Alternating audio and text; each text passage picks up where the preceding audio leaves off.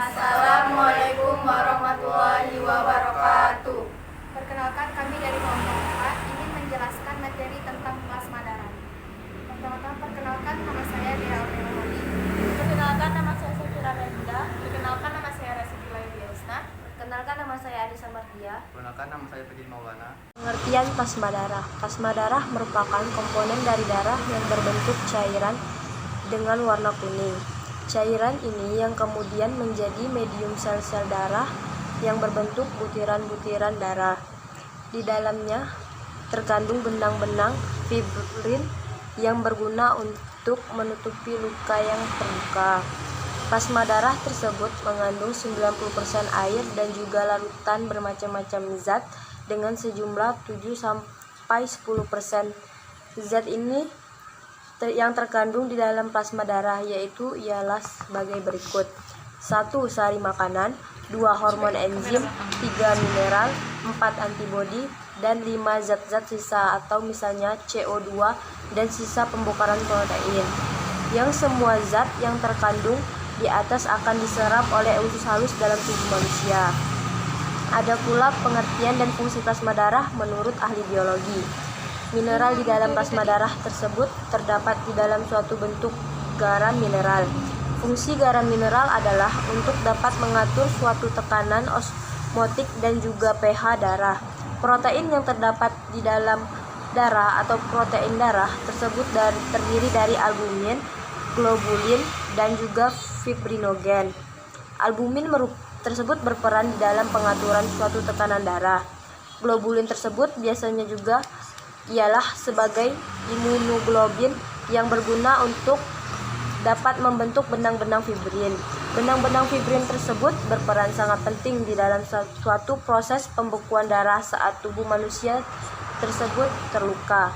Apabila larutan protein dalam plasma darah tersebut diendamkan dengan suatu sentrifuge atau alat pemutar, akan tertinggal suatu cairan berwarna kuning jernih yang disebut dengan serum.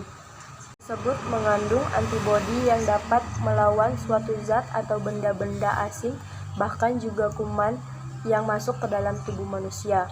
Zat asing yang masuk ke dalam tubuh manusia tersebut disebut ialah sebagai antigen. Antibodi ialah yang dapat menggumpalkan suatu antigen yang disebut dengan presipitin, yang dapat menguraikan zat antigen dalam tubuh disebut dengan lisin, dan yang dapat menawarkan racun dalam tubuh disebut dengan antioksin. Plasma darah adalah komponen terbesar dalam darah besar, volumenya 55% dari volume darah yang terdiri dari 90% air dan 10% larutan protein, glukosa, faktor koagulasi, ion mineral, hormon, dan karbon dioksida. Karena dinding kapiler permeabel bagi air dan elektrolit, maka plasma darah selalu ada dalam pertukaran zat dengan cairan interstisial. Dalam waktu 1 menit, sekitar 70% cairan plasma bertukaran dengan cairan interstisial. Plasma darah dapat dipisahkan di dalam sebuah tuba berisi darah segar yang telah ditubuhi zat antikoagulan yang kemudian diputar sentrifuge sampai sel darah jatuh ke dasar tuba. Sel darah putih akan berada di atasnya dan membentuk lapisan Bavicod. Plasma darah berada di atas lapisan tersebut dengan kepadatan 1025 kg per milikubik atau 1025 kg per liter. Serum darah adalah plasma tanpa fibrinogen sel dan faktor koagulasi lainnya. Fibrinogen menempati 4% alokasi protein dalam plasma darah dan merupakan faktor penting dalam proses pembekuan. Diperlukan untuk berbagai fungsi biologik. Sejumlah aglobulin dan deglobulin mempunyai fungsi transfer khusus. Kelompok aglobulin yaitu transkobalamin yang mengangkut vitamin B12 dan transportin yang mengangkut kortisol. B-globin bertanggung jawab untuk transport besi bervalensi 3 dalam plasma. Sementara itu, Y-globin merupakan glikoprotein yang pada pemisahan elektroforesis bergerak paling lambat. Karena peran sertanya pada reaksi imun, maka Y-globin disebut juga imunoglobin atau IgG. Protein plasma juga mempunyai peran yang penting dalam pengaturan distribusi air antara plasma dan ruang interstisial. Karena sebagai protein, ia tidak dapat melewati dinding kapiler. Dengan demikian, tekanan osmotik koloidnya akan menahan air dalam sirkulasi darah. Peran yang terbesar dilakukan albumin 80%, atau albumin juga mempunyai arti yang besar untuk ikatan protein obat. Tekanan osmosis plasma yaitu 7,3 atm dan dijaga dengan pengaturan osmosis yang berfungsi dengan baik. Pada tekanan ini yang berperan sampai 96% elektrolit anorganik. Perbandingan ion yang satu terhadap ion yang lain dan pH plasma juga hampir tetap oleh proses pengaturan khusus kasual dengan konsentrasi plasma tertinggi adalah natrium, sedangkan anion plasma yang secara kuantitatif paling berarti adalah klorida. Di sini saya akan menjelaskan fungsi plasma darah. Fungsi dalam plasma darah ialah sebagai berikut. 1. Ialah sebagai alat untuk mengangkut air dan juga sekaligus untuk menyebarkan ke dalam tubuh. 2. Ialah sebagai alat yang dapat mengangkut hasil oksidasi untuk dapat dibuang melalui alat ekskresi. 3. Ialah sebagai alat yang akan mengangkut oksigen dan juga disebarkan ke seluruh tubuh. 4. Ialah untuk menjaga temperatur suhu tubuh manusia. 5. Ialah sebagai alat yang mengangkut suatu getah hormon dari kelenjar buntu tubuh manusia. 6. Ialah untuk mengatur dan juga menjaga keseimbangan asam di dalam tubuh manusia. 7. Ialah sebagai alat yang dapat mengangkut sari makanan. 8. Ialah untuk mencegah terjadi infeksi terhadap sel darah putih. Kandungan plasma darah. Kandungan dalam plasma darah ialah sebagai berikut. 1. Mengandung suatu zat makanan dan juga mineral, ialah seperti gliserin, glukosa, kolesterol, asam amino, garam mineral, asam lemak, dan lain sebagainya. 2. Zat-zat yang dihasilkan dari sel-sel tersebut yaitu enzim, antibodi, dan juga hormon. Yang ketiga, protein di dalam darah tersebut yaitu anteofilik, tromboplastin, gamoglobulin, protrombin, albumin, fibrinogen. 4. Terdapat karbon dioksida, oksigen, dan juga nitrogen. Yang kelima, terdapat asam urat urea. Susunan plasma darah. Plasma darah manusia tersusun atas 90% air dan 10% zat-zat terlarut. Zat-zat terlarut tersebut yaitu 1. Protein plasma terdiri atas albumin, globulin, dan fibrinogen. Albumin berfungsi untuk menjaga volume dan tekanan darah. Globulin berfungsi untuk melawan bibit penyakit sehingga sering disebut imunoglobulin. Ketiga, protein tersebut dihasilkan oleh hati. Kedua, garam atau mineral plasma dan konsentrasi garam kurang dari 1%. Berfungsi untuk menjaga tekanan osmotik dan pH darah. Gas diserap dari jaringan paru-paru. Oksigen berfungsi untuk pernapasan dan karbon dioksida merupakan sisa metabolisme.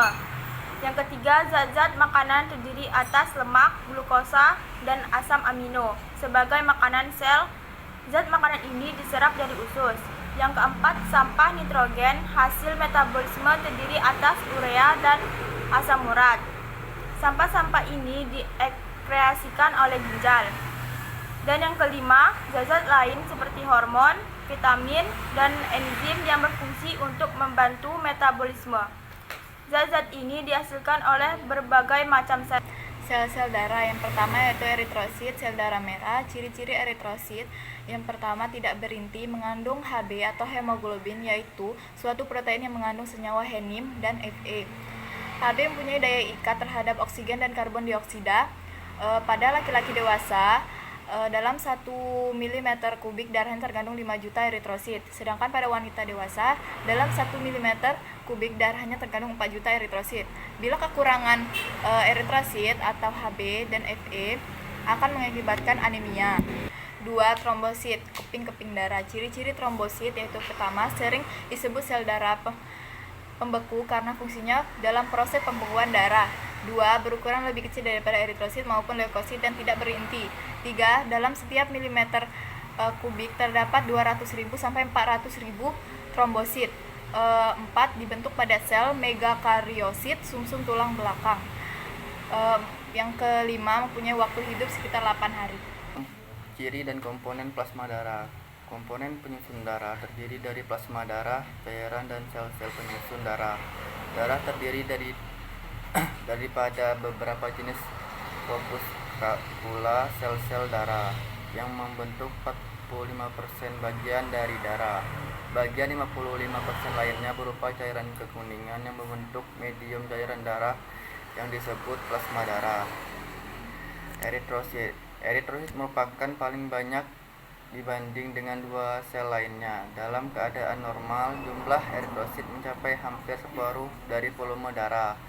Eritrosit tidak mempunyai nukleus sel atau organela dan tidak dianggap sebagai sel dari segi biologi. Orang yang kekurangan eritrosit menderita penyakit anemia. Berikut adalah ciri-ciri sel darahnya. 1. Sel darah merah. Eritrosit sekitar 99% dari korpuskula. 2. Membentuk bulat gepeng cukup di konkav. 3. Dibentuk inti sel. 4. Mengandung hemoglobin yang membentuk darah berwarna merah. 5. Diproduksi di sumsum tulang pipih dan pipa. Leukosit bertanggung jawab terhadap imun tubuh dan bertugas untuk memusnahkan benda-benda yang dianggap asing berbahaya oleh tubuh, misalnya virus dan bakteri. Leukosit bersifat amoeboid atau tidak memiliki bentuk yang tetap. Orang yang kelebihan leukosit menderita penyakit leukemia, sedangkan orang yang kekurangan leukosit menderita penyakit leukopenia.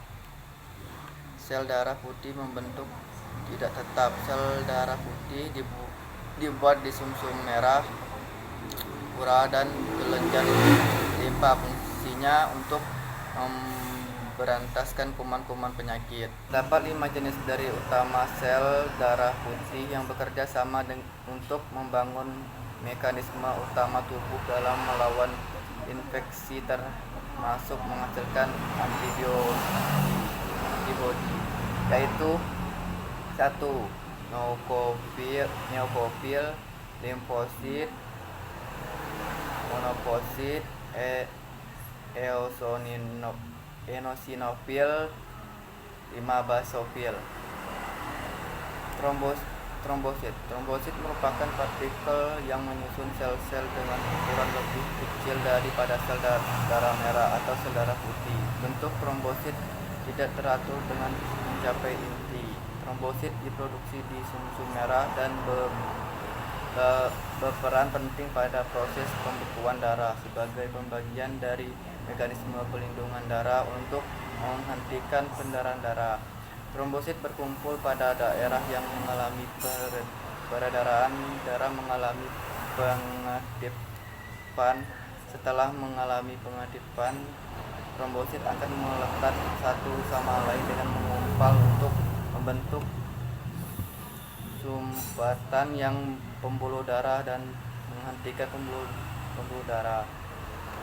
Antibodi dalam plasma melindungi tubuh melawan bahan-bahan asing, misalnya virus, bakteri, jamur, dan sel-sel kanker. Ketika protein